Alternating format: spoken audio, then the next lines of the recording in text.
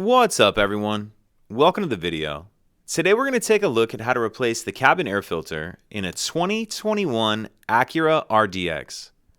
Like I said, it's a 21 RDX in this video, but it will be the same on a few different years. And I'll put a link in the description box of this video to where you can purchase these cabin air filters if you're in need. So the cabin air filter is going to be located behind the glove box.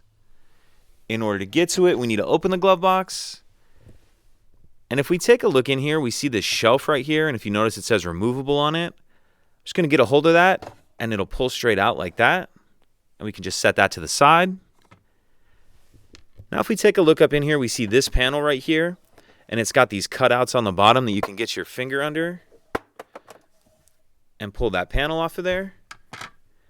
Now we see this item here that says up on it with an arrow. This is going to be the access door to the cabin filter.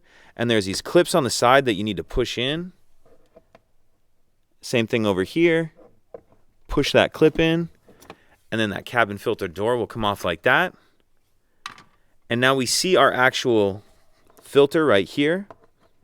And this one doesn't need to be changed yet. It was just changed a couple 100 miles ago. But when you put your new one in, you want to pay attention to this arrow. And this is going to vary a little bit depending on your replacement filter. If you just have an arrow like this one is here, then you want it installed with that arrow pointing up, just like that one is.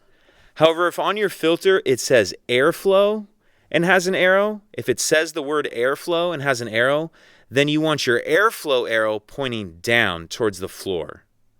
So if you just have an arrow pointing up, if it says the word airflow, you want to point it down.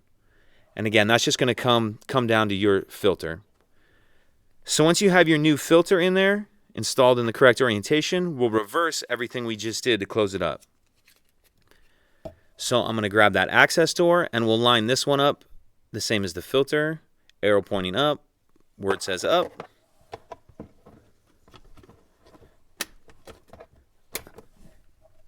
Get that access door snapped onto place, and then we'll grab this panel.